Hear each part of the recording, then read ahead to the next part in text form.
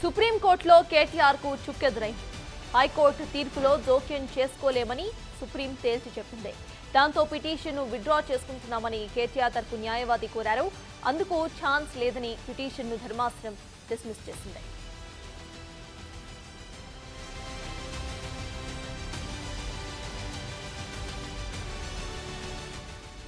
ఇది కక్ష సాధింపుతో పెట్టిన కేసుని కేటీఆర్ తరపున సీనియర్ న్యాయవాది సుదరం వాదనలు వినిపించారు. అయితే ఈ కేసుకు అవినీతి నిరోధక చట్టం వర్తించదని అన్నారు ఆయన. డబ్బు తీసుకున్న వారిని హెచ్ఎండిఏను నిందితులుగా చేర్చలేదని సుప్రీం దృష్టికి తీసుకువెళ్లారు. ఫార్ములా కేసు దర్యాప్తునకు గవర్నర్ అనుమతి ఇచ్చారని అన్నారు. తెలంగాణ ప్రభుత్వం తరపున వాదనలు వినిపించిన న్యాయవాది ముకుల్ రోహత్గి దర్యాప్తు జరిగితేనే అసలు విషయాలు తెలుస్తాయని అన్నారు.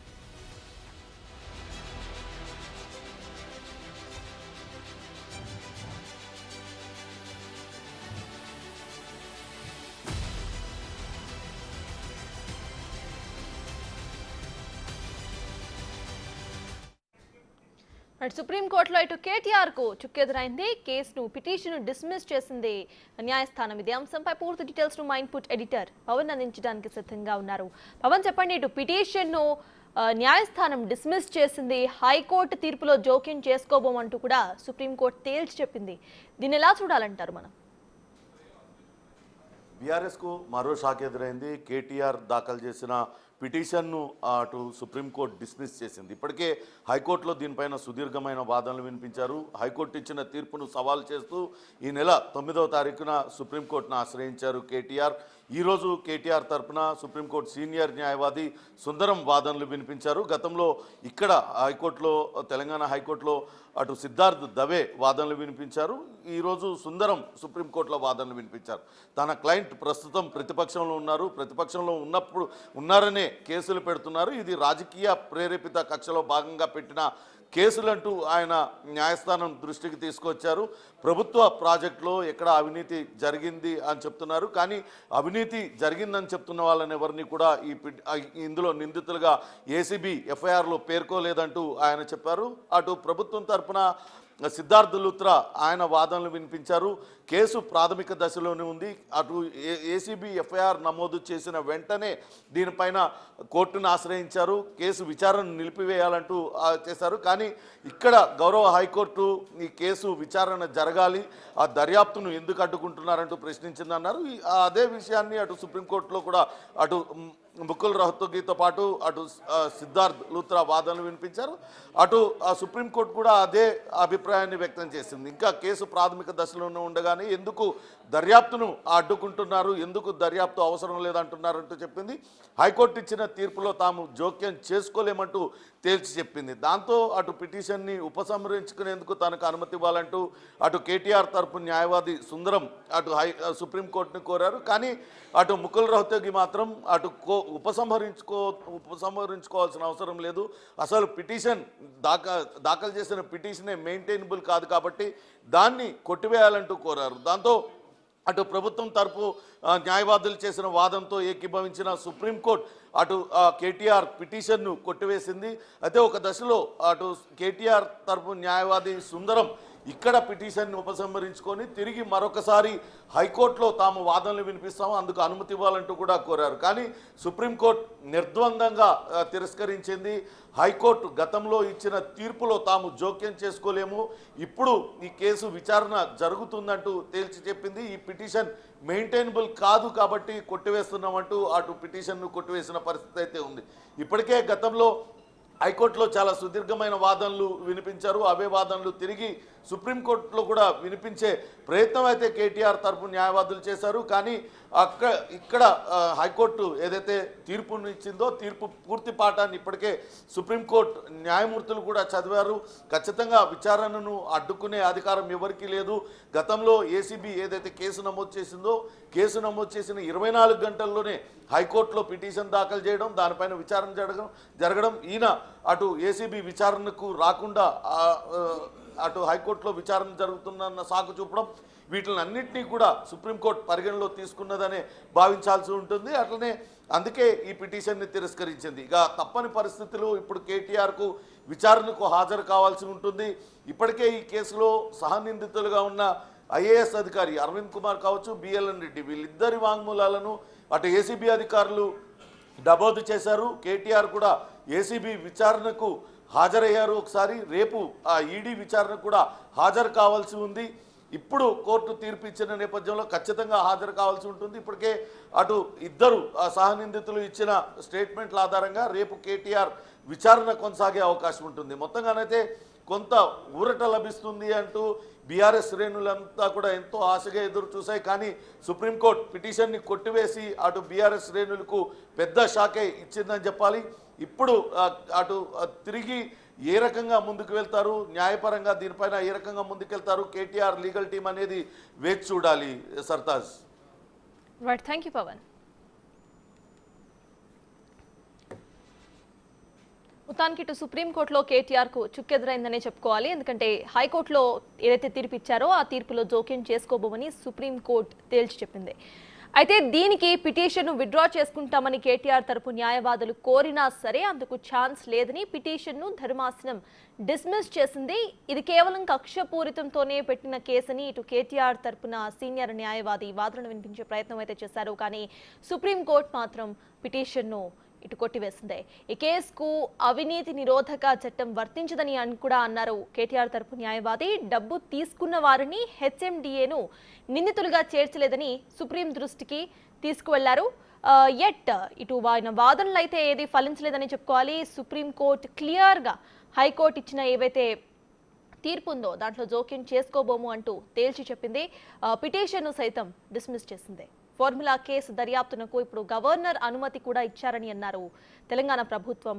మనం గతంలో చూసాము, ఇటు హైకోర్టులో ఏవైతే వాదనలు విన్నామో సేమ్ అదే వాదనలు మనం సుప్రీంకోర్టులో కూడా విన్నాం. ఫైనల్లీ ఇటు పిటిషన్ అయితే సుప్రీంకోర్టు ధర్మాసనం కొట్టివేసింది.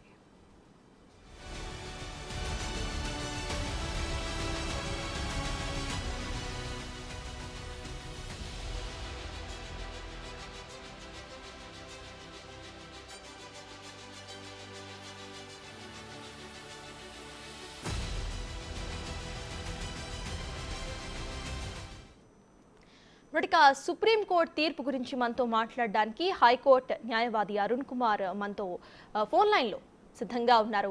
అరుణ్ కుమార్ గారు నమస్తే అండి. నమస్తే అండి.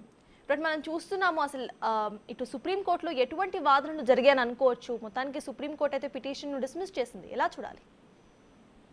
సీనియర్ న్యాయవాది సుందరం గారు ఈరోజు వాదన ప్రారంభించిన వెంటనే this case is fit for argument అని ఏదైనా మెరిట్స్ ఉన్నాయని క్వశ్చన్ చేయడం జరిగింది. కేవలం సెకండ్ల వ్యవధిలో కేసును మేము విచారణకు స్వీకరించము, ఇందులో ఎలాంటి కూడా విచారణ అర్హత లేని పిటిషన్ ఇది అన్న క్షణంలో సీనియర్ అడ్వకేట్ ముకుల్ రోహ్తగి ఏసీబీ తరఫున క్లియర్ గా చెప్పడం జరిగింది. 19వ తారీఖు నాడు ఎఫ్ఐఆర్ ఇష్యూ చేసిండ్రు అని అన్న వెంటనే 20వ తారీఖు నాడు క్వాష్ పిటిషన్ ఫైల్ చేయడం జరిగింది. అంతే వేగంగా కేటీఆర్ కూడా స్పందించారు. తప్పించుకునే ప్రయత్నం జరుగుతుంది.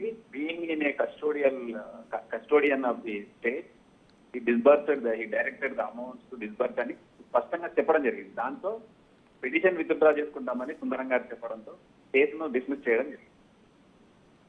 అయితే అరుణ్ కుమార్ గారు, గవర్నర్ అనుమతి తీసుకున్న తర్వాతనే ఈ కేసులో విచారణ అనేది స్టార్ట్ అయింది. అయినా కూడా కేటీఆర్ తరపు ఇటు లాయర్స్ హైకోర్టులో పిటిషన్ వేయడం కానివ్వండి, లేకపోతే సుప్రీంకోర్టులో పిటిషన్ వేయడం కానివ్వండి, ఎలా చూడాలి మనం? ఇవన్నిటిని కాంప్రిహెన్సివ్ గా ఆర్గ్యుమెంట్స్ లో హైకోర్టులో ఆర్గ్యుమెంట్స్ లో మెన్షన్ చేయడం జరిగింది. 2-3 నెలల ప్రహాసనం ముందే ప్రారంభమైంది. దాన్ని శాఖాపరమైన అనుమతులతో కేబినెట్ మినిస్టర్ కాబట్టి మేము 2-3 నెలల సమయం తీసుకున్నాం. గవర్నర్ గారిని అప్రోచ్ అయినాం. ఆయన పర్మిషన్ ఇవ్వడానికి 2 నెలల సమయం పట్టింది. ఆయన పర్మిషన్ ఇచ్చిన వెంటనే కేసు రిజిస్టర్ చేయడం జరిగింది. మేము రిజిస్టర్ చేసిన వెంటనే మరుక్షణం హైకోర్టును ఆశ్రయించేందుకు కేటీఆర్ అని చెప్పిన విషయాన్ని హైకోర్టు న్యాయమూర్తి గారు తన ఉత్తర్వుల్లో పొందుపరిచిన విషయం సుప్రీంకోర్టు స్పష్టంగా గ్రహించింది. అందుకే this case is fit for argument అని చెప్పడం జరిగింది. ఏమైనా మెరిటోరియస్ ఆర్గ్యుమెంట్ ఏమైనా ఉందా, ఏదైనా కనీసం పాయింట్ ఉందా అని అడిగిన క్షణంలో కేసును విత్డ్రా చేసుకుంటామని కేటీఆర్ తరఫు సీనియర్ న్యాయవాది సుందరం గారు చెప్పడం జరిగింది. ఇక్కడ సుప్రీంకోర్టు పిటిషన్ కొట్టివేసింది, డిస్మిస్ చేసేసింది కాబట్టి as an advocate what would you suggest? ఇక్కడ మళ్ళీ కేటీఆర్కి ఇంకేమైనా దారులు ఉన్నాయనుకోవాలా, లేకపోతే ఇంకా ఇప్పటికైతే విచారణకి హాజరు అవ్వక మానదు అనుకోవాలా మనం? తనకి యాంటిసిపేటరీ బెయిల్ దాఖలు చేసుకునే అవకాశం అయితే ఖచ్చితంగా ఉంటది. డిస్ట్రిక్ట్ కోర్టులో ఫైల్ చేసుకోవచ్చు, లేదు హైకోర్టులో ఫైల్ చేసి హైకోర్టును సాటిస్ఫై చేస్తే ముందస్తు బెయిల్ తీసుకునే అవకాశం అయితే ఉంటది. అంతే తప్ప విచారణకైతే హాజరు కావాల్సిందే. సుప్రీంకోర్టు కూడా నిర్బంధంగా పిటిషన్ తిరస్కరించింది కాబట్టి వేరే మార్గం లేదు. యాంటిసిపేటరీ బెయిల్ మూవ్ చేసుకోవడమా లేదంటే కనీసం ముందు సరెండర్ కావడమా అనేది కేటీఆర్ నిర్ణయించుకోవాలి.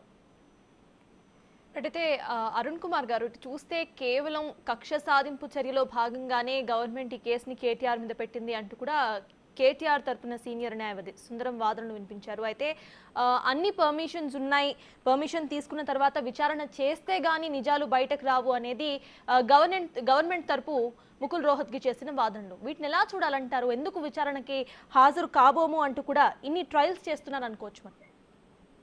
అసలు కేసు పిలిచిన వెంటనే సుందరం గారు చెప్పిన మాటే అది, ఇట్స్ కేస్ ఆఫ్ పొలిటికల్ వ్యాండేటా, అంటే ప్రతీకారంతో, రాజకీయ ప్రతీకారంతో పెట్టిన కేసు అని చెప్పే ప్రయత్నం చేస్తే సుప్రీంకోర్టు స్పష్టంగా ఏదైనా మెరిటోరియస్ ఆర్గ్యుమెంట్ ఏదైనా ఉందా దానికి కనీసం ఏదైనా విచారణకు అవకాశం ఉందా ఈ పిటిషన్ లో అని చెప్పి ఆయనను ప్రశ్నించడం జరిగింది. క్లియర్ గా హైకోర్టు న్యాయమూర్తి గారు తన ఉత్తర్వుల్లో స్పష్టంగా పేర్కొనడం జరిగింది. 3-4 నెలల సమయం తీసుకున్న తర్వాతనే, గవర్నర్ అనుమతి ఇచ్చిన తర్వాతనే ఈ కేసు రిజిస్టర్ చేయడం జరిగింది. There is a prima facie case against the petitioner అని స్పష్టంగా చెప్పడం జరిగింది. ఆధారాలు ఉన్నాయి కాబట్టి కేసు ముందుకు వెళ్లాలన్న ఉద్దేశంతో కేటీఆర్ పిటిషన్ ఇక్కడ హైకోర్టు డిస్మిస్ చేయడం జరిగింది. ఆ వాదనలో సుప్రీంకోర్టుకు వెళ్ళిన సందర్భంలో వాళ్ళకి ఏదైనా మెరిటోరియస్ పాయింట్ ఒక్కటి కూడా వాళ్ళకి దొరికినట్టు కనిపించడం లేదు. అంటే వాళ్ళు ఒక్క ప్రశ్నకు కూడా కేటీఆర్ తరఫున జవాబుకు అవకాశం లేకుండా పోయింది. కేవలం అవకాశం ఉంది కదా అని ఇక్కడ సుప్రీంకోర్టు ఛాలెంజ్ చేయడం జరిగింది. అక్కడ వెళ్ళిన తర్వాత పరిస్థితులు వాళ్ళకే అర్థమై ఆ పిటిషన్ వాళ్ళే విత్డ్రా చేసుకునే అవకాశాన్ని కోరినప్పుడు మొదటిసారి అసలు మేము అనుమతించడం కొట్టేస్తున్నామని చెప్పారు. కాకపోతే సీనియర్ అడ్వకేట్ కాబట్టి ఆయనకు ఒక అవకాశం, విత్డ్రా చేసుకునే అవకాశం, విత్డ్రా చేసుకోకుండా కేసు డిస్మిస్డ్, అదే క్యాప్షన్ లో ఉంటుంది.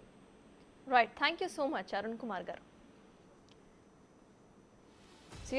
ఫైనలీ సుప్రీంకోర్టులో కేటీఆర్ కు చుక్కెదురైంది. సుప్రీంకోర్టు ఈ పిటిషన్ అయితే కొట్టివేసింది, పిటిషన్ డిస్మిస్ చేసింది సుప్రీంకోర్టు. హైకోర్టు తీర్పులో జోక్యం చేసుకోలేమని సుప్రీంకోర్టు తేల్చి చెప్పింది. దాంతో పిటిషన్ విత్డ్రా చేసుకుంటామని కేటీఆర్ తరపు సీనియర్ న్యాయవాది సుందరం కోరారు.